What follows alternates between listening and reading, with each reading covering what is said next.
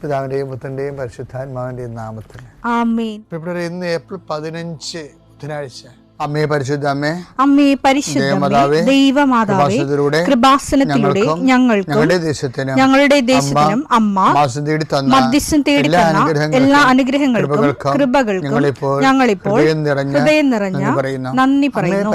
അമ്മേ പരിശുദ്ധമേ, ദൈവമാതാവേ, 2004 ഡിസംബർ 7 ഉച്ചകഴിഞ്ഞ് 2:30 കൃപാസനത്തിൽ സംഭവിച്ച അമ്മയുടെ പ്രത്യക്ഷപ്പെടലിനെ കുറിച്ച് സമർപ്പിച്ചിരിക്കുന്ന പഠനരേഖകളുടെ മേൽ സഭാത്മകമായ പഠനം ആരംഭിക്കുവാൻ ഞങ്ങൾ പ്രാർത്ഥിക്കുന്നു.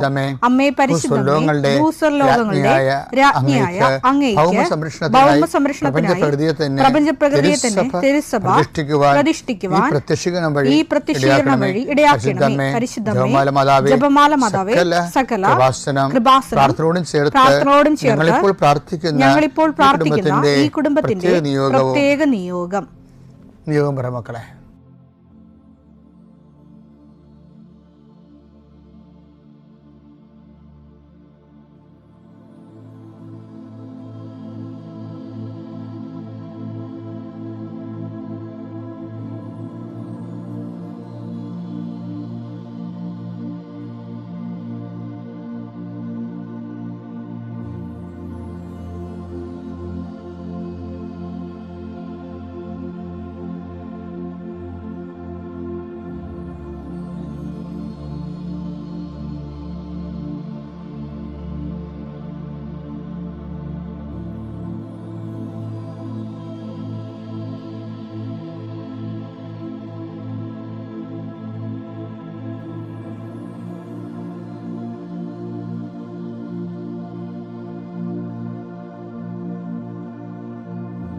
അമ്മയുടെ പ്രത്യക്ഷീകരണത്തിന്റെ ഈ അനുഗ്രഹവേളയിൽ ഞങ്ങൾക്ക് സാധിച്ചു തരുവാൻ കനിയണമേ.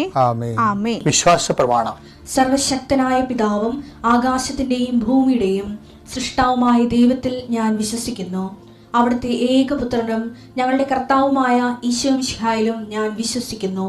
ഈ പുത്രൻ പരിശുദ്ധാത്മാവിനാൽ ഗർഭസ്ഥനായി കന്യകാമറിയത്തിൽ നിന്ന് പിറന്ന് പൊന്തിയോസ് പീലാത്തോസിന്റെ കാലത്ത് പീഡകൾ സഹിച്ച് കുരിശിൽ തറയ്ക്കപ്പെട്ട് മരിച്ച് അടക്കപ്പെട്ട് പാതാളങ്ങളിൽ ഇറങ്ങി മരിച്ചവരുടെ ഇടയിൽ നിന്ന് 3-ാം നാൾ ഉയർത്ത് സ്വർഗത്തിലേക്ക് എഴുന്നള്ളി സർവശക്തിയുള്ള പിതാവായ ദൈവത്തിന്റെ വലതുഭാഗത്തിരിക്കുന്നു. അവിടെ നിന്ന് ജീവിക്കുന്നവരെയും മരിച്ചവരെയും വിധിക്കുവാൻ വരുമെന്നും ഞാൻ വിശ്വസിക്കുന്നു. പരിശുദ്ധാത്മാവിലും ഞാൻ വിശ്വസിക്കുന്നു.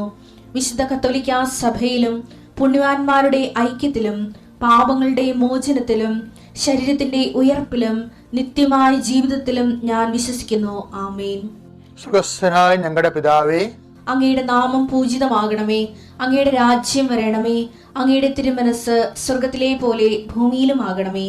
അന്നു വേണ്ടുന്ന ആഹാരം ഇന്ന് ഞങ്ങൾക്ക് തരണമേ. ഞങ്ങളോട് തെറ്റ് ചെയ്യുന്നവരോട് ഞങ്ങൾ ക്ഷമിക്കുന്നത് പോലെ ഞങ്ങളുടെ തെറ്റുകൾ ഞങ്ങളോടും ക്ഷമിക്കണമേ. ഞങ്ങളെ പ്രലോഭനത്തിൽ ഉൾപ്പെടുത്തരുതേ, തിന്മയിൽ ഞങ്ങൾ രക്ഷിക്കണമേ. ആമേൻ. നന്മ നിറഞ്ഞ മറിയമേ, സ്വസ്തി. കർത്താവ് അങ്ങയുടെ കൂടെ സ്ത്രീകളിൽ അങ്ങ് അനുഗ്രഹിക്കപ്പെട്ടവളാകുന്നു. അങ്ങയുടെ ഉദരത്തിൻ ഫലമായി ഈശോ അനുഗ്രഹിക്കപ്പെട്ടവനാകുന്നു. പരിശുദ്ധ മറിയമേ, തമ്പുരാന്റെ അമ്മേ, പാപികളായ ഞങ്ങൾക്ക് വേണ്ടി ഇപ്പോഴും ഞങ്ങളുടെ മരണസമയത്തും തമ്പുരാനോട് അപേക്ഷിക്കണമേ. ആമേൻ. കർത്താവേ, നിന്റെ ഉന്നതമായ നാമത്തിന് സ്തോത്രം ചെയ്യുന്നു. കർത്താവേ, നിന്റെ വിശുദ്ധ പൗരോഹിത്യത്തെ മഹത്വപ്പെടുത്തണമേ. കർത്താവെ, സഭയിലുള്ള സാന്നിധ്യം പ്രകടമാക്കണമേ.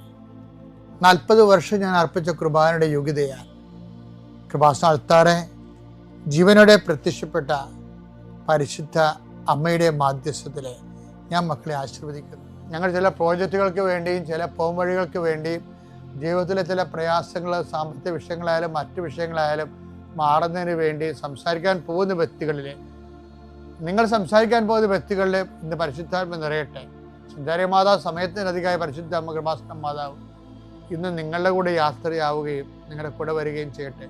നിങ്ങൾക്ക് സംസാരിച്ച് ഒതുക്കാൻ പറ്റാത്ത വിഷയങ്ങൾ, നിങ്ങൾ സംസാരിച്ച ശരിയാകത്തില്ലെന്ന് തോന്നുന്ന സ്ഥലങ്ങളിൽ കർത്താവ് തന്നെ മറുപക്ഷത്ത് നിന്നുകൊണ്ട് നിങ്ങൾക്ക് അനുകൂലമായ ഒരു സാഹചര്യം ഉണ്ടാക്കിത്തരാൻ കർത്താവിൻ്റെ നാമത്തിൽ ഞാൻ നിങ്ങളെ ആശീർവദിക്കുന്നു. കർത്താവേ, കുടുംബം വന്ന് പെട്ടിരിക്കുന്ന വഴികൾ ഒരു തീരുമാനം എടുക്കാൻ പറ്റാത്തവർ, പല വിഷയങ്ങളെക്കുറിച്ചും ഏത് ജോലിക്ക് പോകണം, ഏത് നാട്ടിൽ പോകണം, ഏത് രാജ്യത്ത് പോകണമെന്ന് അറിയാൻ പാടില്ലാതെ വിഷമിക്കുന്നവർ, എന്ത് പഠിക്കണമെന്ന് അറിയാൻ പാടില്ലാതെ വിഷമിക്കുന്നവർ, ഒരു തീരുമാനം എടുക്കാൻ പറ്റാത്തവർ, അവർക്ക് പരിശുദ്ധാത്മാവ് പ്രവർത്തിച്ചുകൊണ്ട് അവർക്ക് പുതിയ തീരുമാനം എടുക്കാൻ കർത്താവ് നിങ്ങളെ സഹായിക്കട്ടെ. എൻ്റെ കർത്താവിന് ഉന്നതമായ നാമത്തിൽ സഭയുടെ അധികാരത്തിൽ കുരിശിൻ്റെ അടയാളത്തിൽ ദൈവശക്തിയാൽ രോഗപീഠകളെ, വേദന രോഗങ്ങളെ, മറ്റ് വ്യക്തികളുമായിട്ടുള്ള വഴക്കുകൾ, കേസുകൾ, കോടതി കേസുകൾ, പോലീസ് കേസുകൾ, ഇൻ്റർവ്യൂകൾ, ടെസ്റ്റുകൾ, പരീക്ഷാ ഫലങ്ങൾ നിങ്ങൾക്ക് അനുകൂലമായിരിക്കാൻ പരിശുദ്ധ മാതാവിൻ്റെ മധ്യസ്ഥതയിൽ ഞാൻ നിങ്ങൾ യേശുനാമത്തെ ആശീർവദിക്കുന്നു. നിത്യപിതാപുത്രൻ പരിശുദ്ധാത്മാശ്വരശ്വരം നീക്കുവാവേ. മക്കളെ, ദൈവമായിട്ടുള്ള ഒരു യാത്ര വളരെ ഫ്രൂട്ട്ഫുൾ ആകാനുള്ള ചില രഹസ്യം പറഞ്ഞുതരാം. അതിലൊന്ന്, ഒരു ദിവസത്തെ വ്യാപാരം കഴിയുമ്പോഴേ നമ്മളെ കടക്കാർ, ഞാനേ നമ്മുടെ ജോമോൾ സിസ്റ്ററിന് ഒരു റിങ് വാങ്ങിക്കാൻ പോയി, ജോമോൾ സിസ്റ്ററിൻ്റെ വ്രതവാഗ്ദാനത്തിന്. അപ്പോൾ ഒരു സ്വർണ്ണത്തെ റിങ് അപ്പോൾ വാങ്ങിക്കാൻ പോയപ്പോൾ ഞങ്ങൾ ചെല്ലണ കടയിൽ ആർക്കും വലിയ സന്തോഷമൊന്നുമില്ല. 8 മണിക്കേ ചെല്ലണത് രാത്രി. ഇവിടെയോ പോയിട്ട് വന്നിട്ട് താമസിച്ചത്. അപ്പം ഇത് ആർക്കും സന്തോഷമില്ലാത്ത കാരണം എന്താ അറിയാമോ? ഈ സ്വർണ്ണക്കടയിൽ ഓരോരുത്തരും ഓരോ പവിലിയൻ ഏൽപ്പിച്ചിട്ടുണ്ട്. ഇങ്ങനെ അവർ രാവിലെ, അപ്പം അവർ പോകാൻ നേരത്ത് രാവിലെ ഏൽപ്പിച്ച 25 കമ്മൽ, 1 പവൻ്റെ 10 മാല, 1.5 പവൻ്റെ 5 മാല, ഇങ്ങനെയൊക്കെ ഏൽപ്പിച്ചിരിക്കുന്നത്. അപ്പം അതിനകത്ത് അത് ഏൽപ്പിച്ചത് എത്ര, സ്റ്റോക്ക് എത്ര, വിറ്റത് എത്ര, ബാക്കി എത്ര നോക്കണം. അപ്പോൾ ആ ഒരു ഭയങ്കര കയ്യിൽ നിന്ന് കാശ്, ഇപ്പം നമുക്ക് ഒരു ദിവസം ചിലപ്പോൾ 400 രൂപയായിരിക്കും കിട്ടണത് അവിടുന്ന്, പക്ഷേ ചിലപ്പോൾ 4000 രൂപ കയ്യിൽ നിന്ന് പോകും. ഭയങ്കര സീരിയസ് ആയിട്ടുള്ള ജീവന്മാരുടെ പരിപാടിയാണ് സ്വർണ്ണക്കടയുടെ നടക്കുക. സ്വർണ്ണക്കടയിൽ നമ്മൾ രാത്രി ചെന്ന പ്രശ്നമാണ്. അപ്പോൾ അവരെല്ലാവരും ഇങ്ങനെ മുള്ളേ നിൽക്കുകയാണ്. അപ്പോൾ ഞാനിങ്ങനെ ഓർത്തതേ, നമ്മുടെ ജീവിതവും ഇങ്ങനെയാണ്. അവസാനമാകുമ്പോൾ ഈ ഒരു ദിവസത്തെ വ്യാപാരം ദൈവമായിട്ടുള്ള ജീവിതം കഴിയുമ്പോൾ ഞാൻ ഇത് തിരിച്ച് നമ്മുടെ ആത്മജീവിതത്തോട് കൊണ്ടുവരികയാണേ. ഒരു ദിവസത്തെ ദൈവമായിട്ടുള്ള ജീവിതം കഴിയുമ്പോൾ നമ്മുടെ കർത്താവിന് കടക്കാരനായിട്ട് അവസാനിക്കരുത്. മറിച്ച് കർത്താവ് നമുക്ക് കടം തരാനുള്ള രീതി അവസാനിക്കണം. എന്നാൽ നമ്മൾ രക്ഷപ്പെട്ടു. നമ്മൾ കർത്താവിന് കടക്കാരനായിട്ട് അവസാനിക്കരുത്. കർത്താവ് നമുക്ക് കടം തരാനുണ്ടായിട്ട് അവസാനിക്കണം. കാര്യം എന്താ വെച്ചാൽ, നമ്മ കടത്തിലാണ് കിടക്കാൻ പോണെങ്കിൽ നമ്മ കടത്തിൽ തന്നെ മരിക്കും. അപ്പം നിങ്ങൾ ചോദിക്കുക, അച്ഛാ എന്താണ് അച്ഛാ കർത്താവ് നമുക്ക് കടം തരാനുള്ള പോലെ എന്ന്? ഞാൻ ഒരു കാര്യം ചോദിക്കട്ടെ. ഇപ്പം എല്ലാ കാര്യവും കർത്താവ് ഈ ദിവസങ്ങളിലൊക്കെ ഉത്ഥാനത്തിൽ എന്താ പറയണത്? ഉത്ഥാനത്തിന് അപ്പോസ്തലന്മാർ കണ്ടപ്പോൾ എന്താ പറഞ്ഞത്? നിങ്ങൾ ലോകം മുഴുവൻ, ഇപ്പം ഇന്നലെ നമ്മൾ കണ്ടില്ലേ, നിങ്ങൾ ലോകം മുഴുവൻ പോവുക, എല്ലാ സൃഷ്ടികളോടും സുവിശേഷം പ്രസംഗിക്കുക, ഞാൻ പഠിപ്പിച്ചിട്ടുള്ളതെല്ലാം നിങ്ങൾ അനുഷ്ഠിക്കുവാൻ അവരെ അഭ്യസിക്കുവിൻ. അതെ, അപ്പം കർത്താവ് പഠിപ്പിച്ച കാര്യങ്ങൾ നമ്മൾ ചെയ്യുന്ന അനുസരിച്ച് കൊണ്ട് കർത്താവ് നമുക്ക് അത്രയും സ്നേഹം.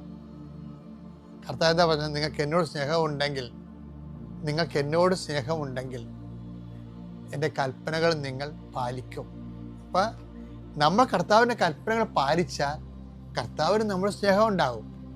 അപ്പോൾ അത് കർത്താവിന് സ്നേഹം നമുക്ക് തന്ന് വീട്ടാനുള്ള രീതി വേണം നമ്മുടെ ഓരോ ദിവസം അവസാനിക്കാൻ. അങ്ങനെ ശ്രദ്ധിക്കണം, നല്ലതായിരിക്കും, എന്നാൽ സൂപ്പറായിരിക്കും. നമ്മൾ ഇപ്പം പലപ്പോഴും അവസാനിക്കാമെന്ന് അറിയാമോ?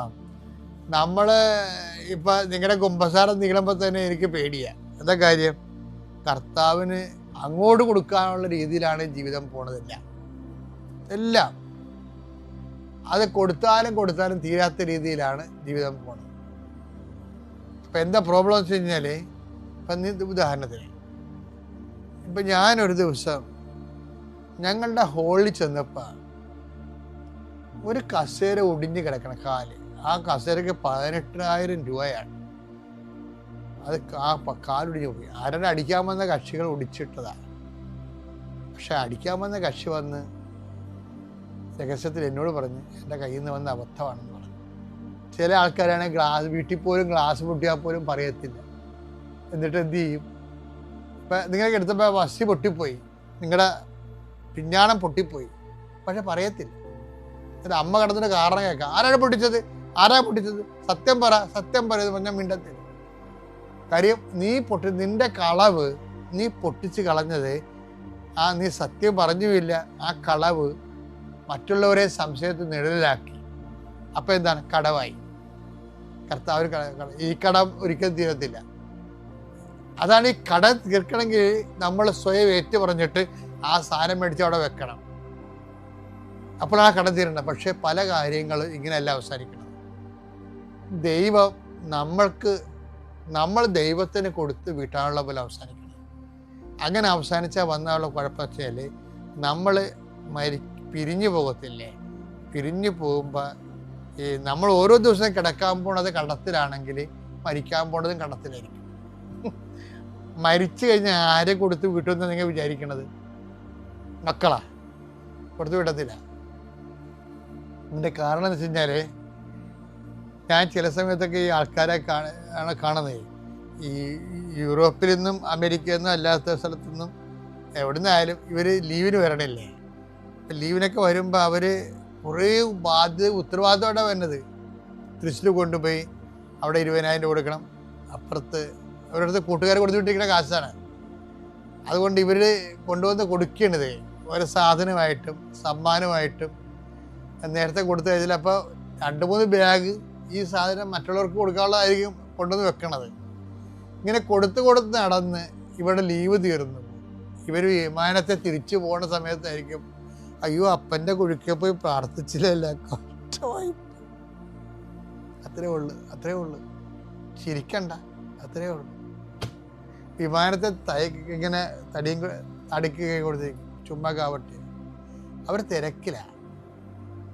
നീ കടമുണ്ടാക്കി വെച്ചിട്ട് നിന്റെ മക്കൾ വീട്ടുമെന്ന് വെച്ച് കഴിഞ്ഞാൽ നടക്കത്തില്ല. കടത്തിലാണ് നീ മരിക്കണമെങ്കിൽ, നീ കടത്തിലാണ് ഓരോ ദിവസവും നീ കിടക്കണമെങ്കിൽ കടത്തിൽ തന്നെ നീ മരിക്കും. അപ്പം നമ്മുടെ മുമ്പിൽ ഒരു ഒറ്റ ഓപ്ഷനേ ഉള്ളൂ. എന്താണ്? കർത്താവ് ഇങ്ങോട്ട് തരാനുള്ള രീതിയിൽ ഓരോ ദിവസം അവസാനിക്കാൻ കർത്താവ് നിന്നെ അനുഗ്രഹിക്കട്ടെ.